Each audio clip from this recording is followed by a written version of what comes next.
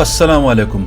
गर्मियों का इख्तिताम बहुत करीब है और इसके बाद ख़ज़ा का मौसम शुरू होने वाला है और आजकल मेरी यही कोशिश है कि गर्मियों के सीज़न में जितनी भी खूबसूरती फ़िनलैंड की दिखा सकूं वो मैं आपको दिखा दूं। यही जुनून मुझे लेके आया है। इधर एक नेशनल पार्क है जिसका नाम है कोरियन राहका। अब ना तो ये कोई कोरिया में पार्क है न किसी कोरियन ने बनाया है। कोरियन का मतलब एक बर्ड परिंदा है जिसको हम उर्दू में बगला कहते हैं और इंग्लिश में उसको क्रेन कहा जाता है। और राहका का मतलब एक वेटलैंड है, बसेरा करने की जगह है। यहाँ पे आने से पहले मैंने कोई खास रिसर्च नहीं की थी, इसी वजह से बहुत सारी चीज़ों को मालूम करने में दुश्वारी भी हुई। ये पार्क ज़्यादातर नरम और गीली ज़मीन पर फैला हुआ है जिसके बीच बीच में पुराने जंगलात और छोटी झीलें भी हैं जो तफसील से बाद में देखेंगे। दूर तक फैली हुई ये दलदली ज़मीन एक कुदरती जाल की तरह है जहाँ पानी, काई और घास मिलकर एक खास माहौल बना देते हैं। इस जंगल के दरमियान कटन रस्तों से पहले ज़रा इस झील का तमाशा करते हैं। आपको याद होगा मैंने एक समर कॉटेज की वीडियो बनाई थी, तो वही समर कॉटेज का माहौल इधर भी है। जहाँ पे झील है वहाँ पे समर कॉटेज जरूर होगा। एक बार फिर मैं आपको दोहराता चलूँ कि दुनिया के सबसे ज्यादा झील इसी मुल्क में पाए जाते हैं जिसकी तादाद 1,87,000 है। और खूबसूरत बात यह है कि हर एक झील का अपना अपना नाम है। जिस तरह इसका नाम है सावू यारवी। सावू इस रीजन का नाम है और यारवी झील को कहते हैं। ये रहा जनाब, ये कोरियन राहका के साथ जो लेक है जो इसको बहुत स्पेशल बनाता है। मैं अपना नेकर नहीं लेके आया वरना हम भी थोड़ा सा एडवेंचर कर सकते। छोटी सी कश्ती हैं, इसमें आप जो है ना जाके इस लेक में सफ़र कर सकते हैं। ये क्या हो गया?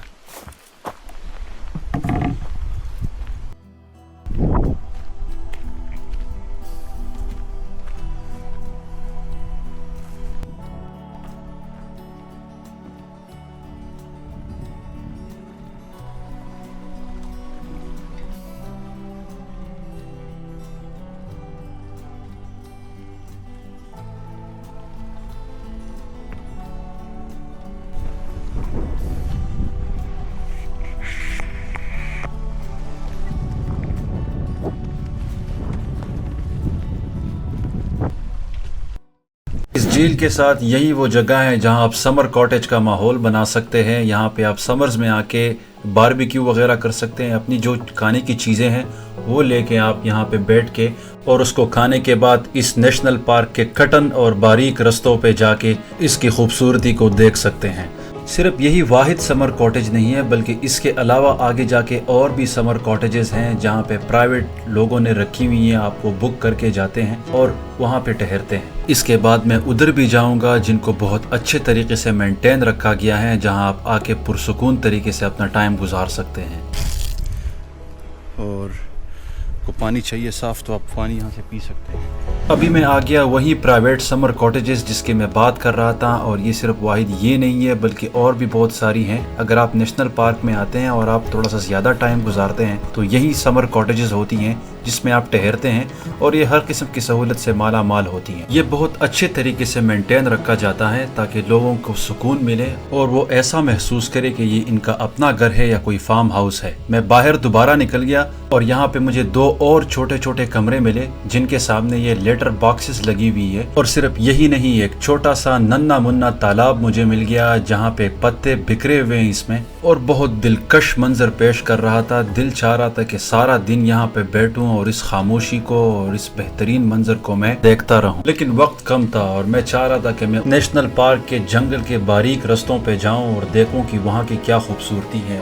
यहाँ से निकलने से पहले मैंने एक दरख्त देखा इसी कॉटेज के कोर्ट यार्ड में जो एक आलू बुखारे का दरख्त था और मैंने खामोशी से एक आलू बुखारे को तोड़ा और जब मैंने टेस्ट किया तो मुझे अंदाजा हुआ कि इसका छिलका सिर्फ थोड़ा सा बेजायका था, अंदर से ये बहुत बेहतरीन जायके का था। इसको खाने के बाद मैं रफू चक्कर होने लगा। मैंने सोचा ऐसा ना हो कोई देखे और मैं यहीं पे गिरफ्तार हो जाऊं। यहाँ पे एक और समर कॉटेज मैंने देख लिया जहाँ पे बहुत सारे कमरे बने हुए हैं और ये यूनिक किस्म का कमरा जो ट्रांसपेरेंट कमरा है और इसके साथ ही ये बहुत शानदार कोर्टयार्ड बनाया गया है जहाँ दोस्तों के बड़े बड़े ग्रुप्स और फैमिलीज आती हैं और यहाँ पे नेशनल पार्क के साथ साथ यहाँ पे ठहर सकते हैं। एक और प्राइवेट जगह मिल गई मुझे जहाँ पे भी बारबेक्यू का सेटअप लगाया गया है और एक खूबसूरत सा छत इसके लिए बनाया गया है। और इसके अलावा ये कश्ती पड़ी हुई है, इसको सीधा करके आप इसी झील में निकल सकते हैं और ये वही झील है सावू यारवी।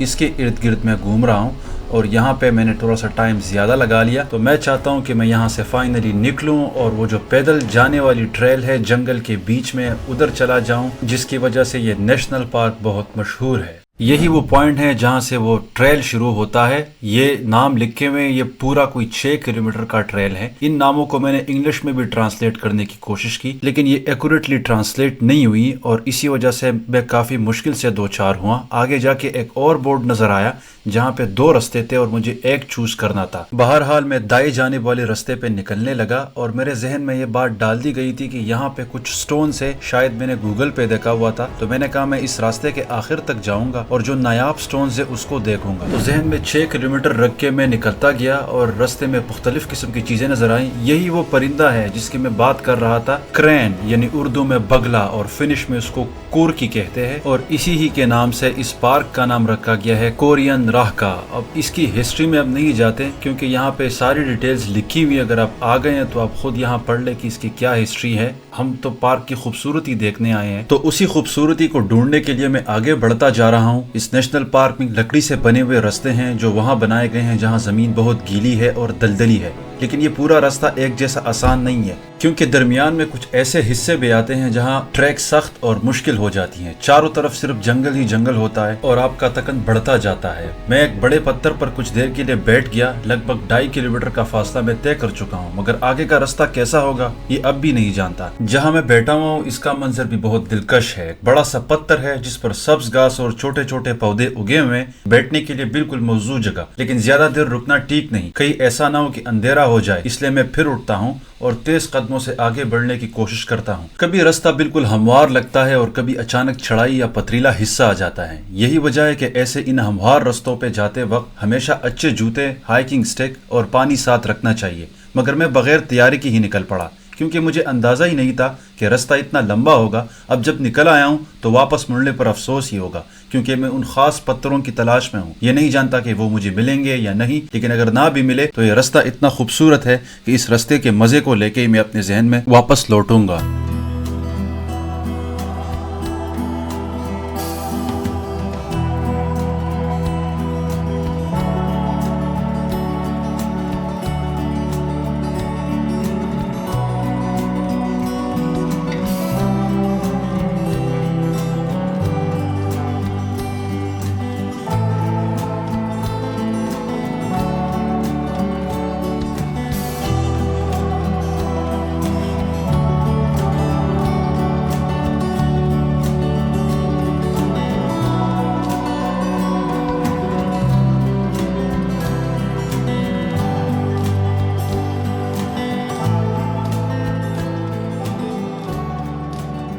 How far is the place?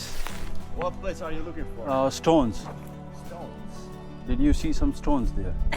No, we just turned around. Yeah. Oh, what's there specially? Like, what's special here? If you go there, there's gonna be a parking place coming up in like 2 kilometers, Okay. and then it's just gonna be end of the road or end of the route. Okay. Did you come with a car? Yes, but the car is on the other side. Yeah. Oh, it's there. Yeah. Yeah, then it's I think you have to go back then. Okay, so there's nothing special. No, really.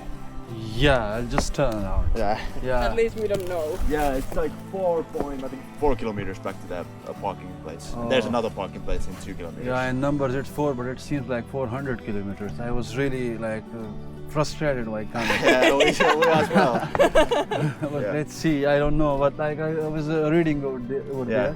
There is some stone like they have told on the signboard that the end of this trail there are some stones.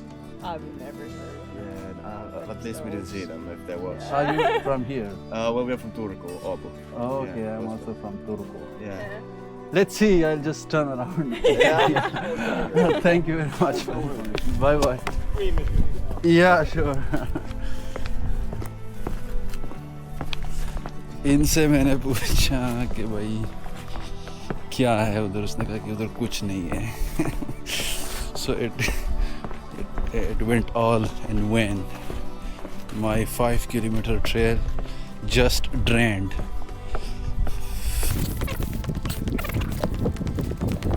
यहाँ पे अख्तिताम करते हैं इस video का.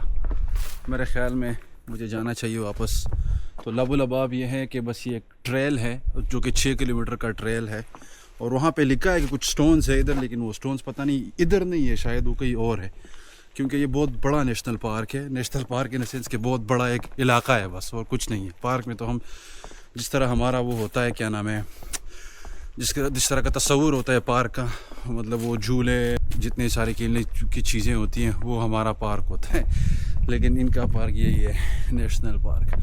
तो आप देख सकते हैं मेरे अराउंड बहुत सारी दरख्त हैं, ग्रीनरी है, और इसमें ट्रेल बनाया गया है। तो I would like to go back because there is nothing. Thank you very much. और अगर आगे कुछ आ गया, बाय बाय।